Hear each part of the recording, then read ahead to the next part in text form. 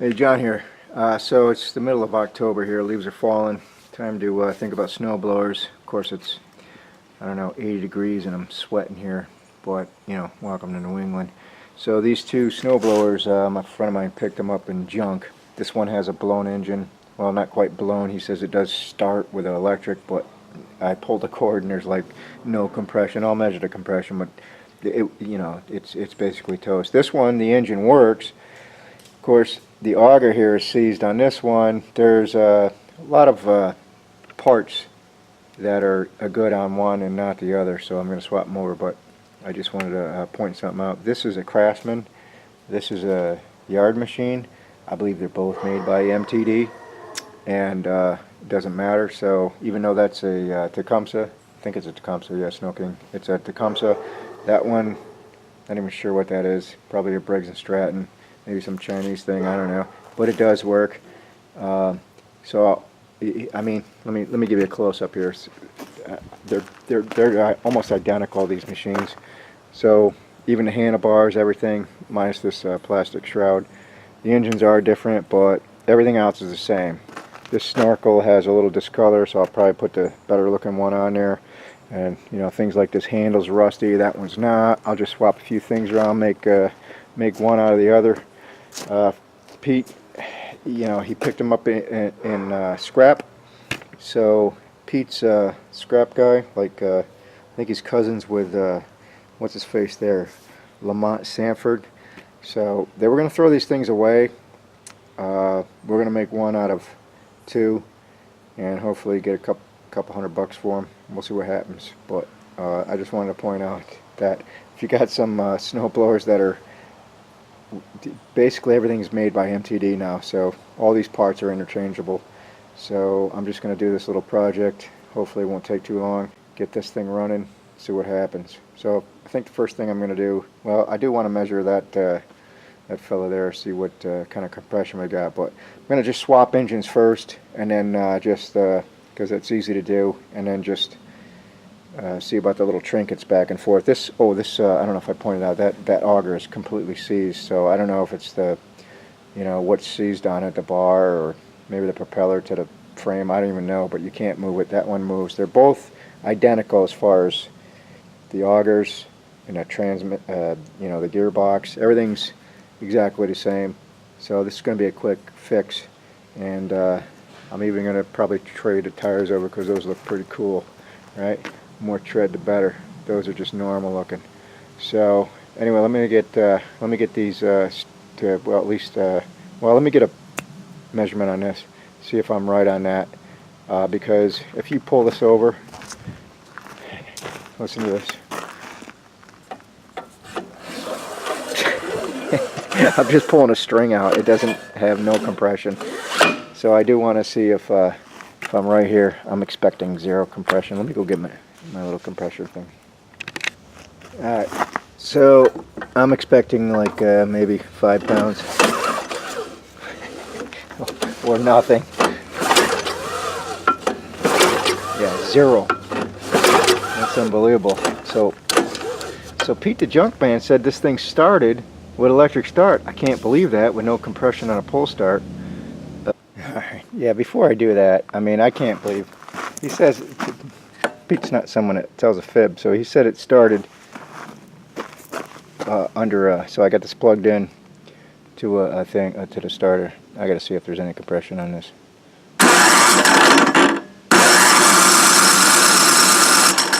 I'll be goddamned, there is. Yeah, let's try this Walmart crap. Starting fluid.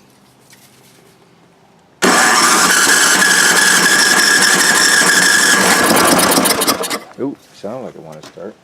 I don't want to pull this thing off to get to the carb.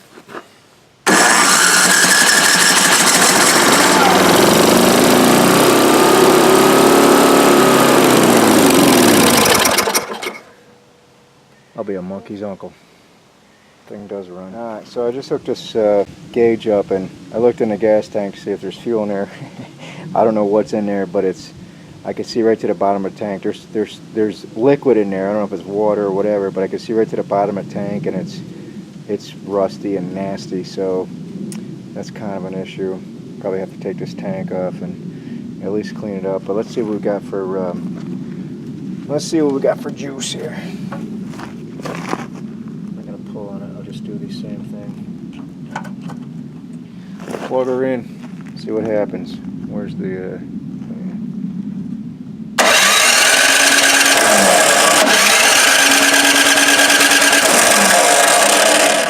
Yeah, that's got plenty of juice. Plenty of. Oh yeah, that thing will start by first pull. 125. This other one, even though it started, it only got like 70 something with the electric, nothing with the pull. So I'm going to use this. I'm going to have to actually, let me see if this will start with a sniff. I'm a big fan of that Tecumseh Snow King. I mean, you know, to get rings and put it in there and rebuild that engine, that's not the purpose here. The purpose is these two things were thrown out. I just want to see if I can combine the two into one with no parts, 0 parts, just my labor, which is who cares about that. So, but you know, rings would probably solve that. I'm not sure, but let me see if this thing will jump over. Oh man, there ain't no hole here. Well, let me just nice. Let me just squirt it around. See what happens.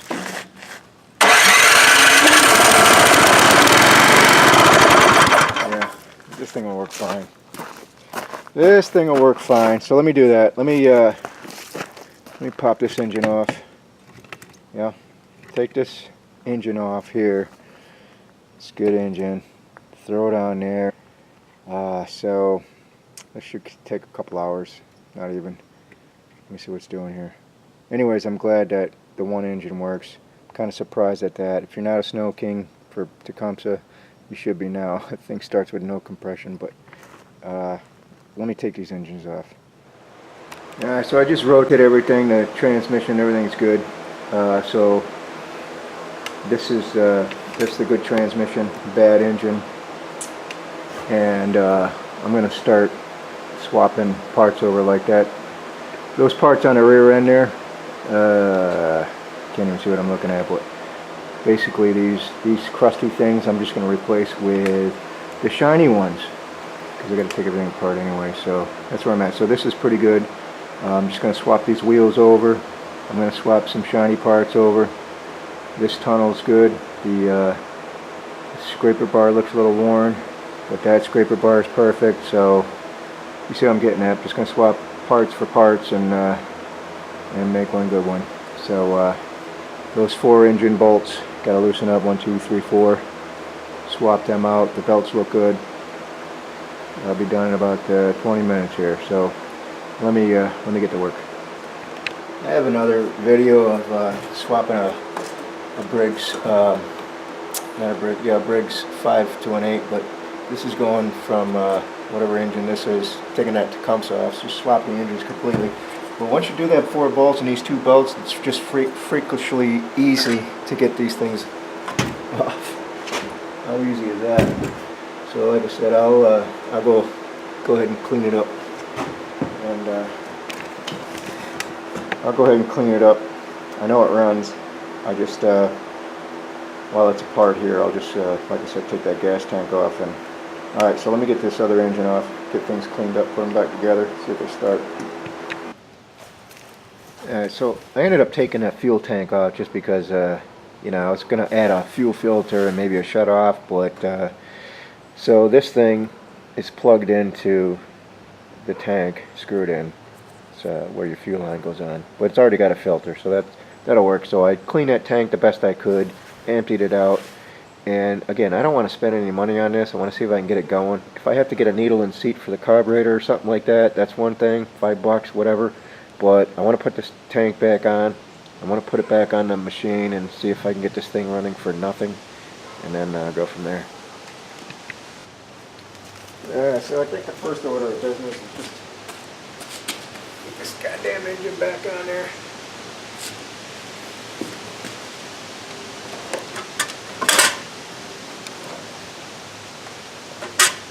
Really hard to grab that belt. like that. Put that belt down in a second.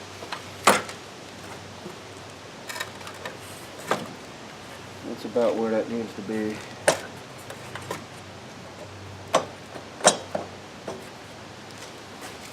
See if I can get a couple bolts underneath and get the engine mounted. Let me go get some bolts. It's upright now, but I started this bolt and that bolt when it was on the ground. You know, just reach under there and thread them in and get them up. And then when you get them, you know, close and tight, then you can put these. You can flip it up and put these bottom ones in. And then just go to town, tighten everything up. But this bolt over here, you might need like a little wobbler on your, you know, one of these deals, because this gear is kind of impeding. So, well, I guess not really. Oh no, it wasn't the bottom one, it was the top one. The top one is kind of at an angle, so if you got a little wobbler, otherwise you have to use a wrench or something. The bottom one's fine. All three of them are fine, except for that one right here. So anyways, tighten these up. I am going to have to run to the store to get some oil, so then I want to see if this starts. I mean, literally you can start this engine on a bench, but I know it runs. I want to put some oil in there and then hook these belts up and then see if this is going to be a go. I do have to do these belts here, and MTD, I don't know if they designed this or came up with this, but this split pulley design is just perfect. I mean, instead of this being a one-piece unit where you'd have to take the whole thing off or try to slip your belts over, whoever came up with this is just genius. Take this bolt out here. Can't believe it's that long, but and these are half pulleys, like this pulley. It's on a spline, but you know that comes off. Hey, boom, and this slides off. Even the inner one, it's on a keyway here. Come on out of there. I might have to get. Oh, I bet you this idler's touching it. Yeah. Yeah, she's just a little bit tweaked. Alright, so now to put your dry belt on, it's way easy as far as you know, as far as trying to slip everything over. This needs to go on the back side here, and then come around on the inside. I should get a wrench. I'll use my fingers. There. See, now the pulley goes back over. Right? Slip it in the keyway. How genius is that? So then this guy is next. This guy is, I'm probably not even filming this. Didn't even look at the camera. Dumbass. You got your keyway in there. Keyway's on the top. Either way you go here. Either way you go. Do this one. That's the next one. See, this pulley goes here. I have a feeling that it's not seated because I can see a little gap here, so I might have to get a little rubber hammer to. Yeah, there is a gap there. I can see it.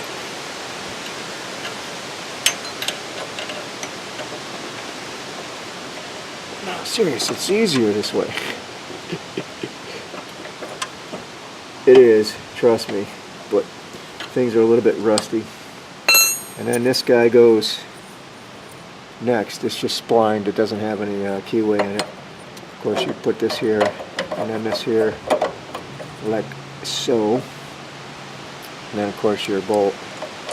And that'll draw everything in, suck it in. And that's that. So instead of, I got to tighten it up, but instead of, you know, having to pull this whole double pulley system off, I've actually had some units where you have to separate the tunnel and the unit to get the belts off. I do like these half shafts, or half pulleys. I think they're pretty nifty. So let me get a wrench and tighten that up. Alright, so if you don't have an impact to drive this down. You can use a regular socket, but you're going to have vice grips or something holding, you know, the engine from spinning. But electric, air, whatever you got, just zap that thing down.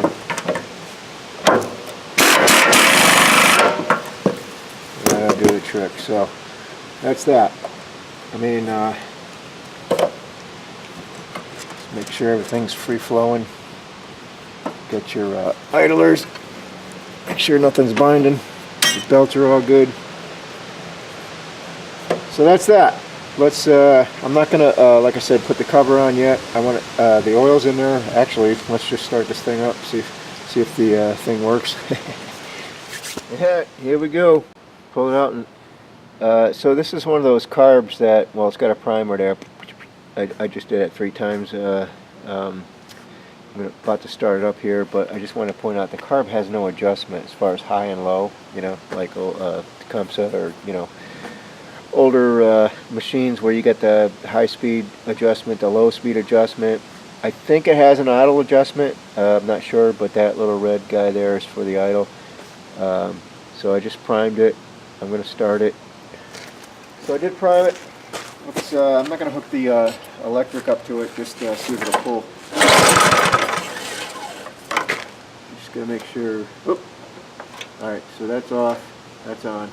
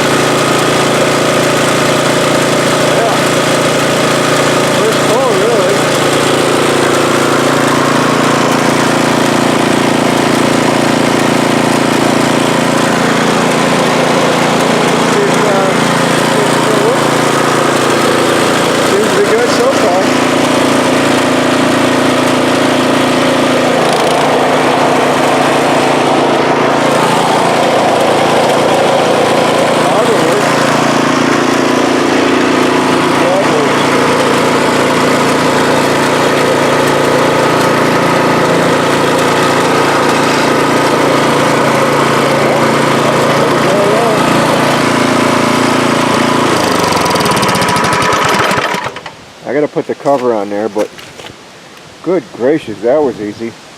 So that thing over there, that engine had no compression, just changed engine. Literally, you can do this in an hour. I gotta put that cover on here. Seems to be running good. I'm gonna clean this sucker up, put a for sale sign on it. $100. Well, anyways, that's how easy it is. I gotta clean it up a little bit, but so far it seems like everything's a go. Huh. I didn't expect that thing to start that easy and run that easy. Thought there would be a little bit of something. Alright, well, thanks for watching. That's all I got, man. Easy peasy. Got an old snowblower. I'm going to junk that one. Or I might save it for parts, but and that engine, I'm going to obviously scarf the starter off it. Well, that's that. 2 for 1. Or 1 for 2. Whatever. Later.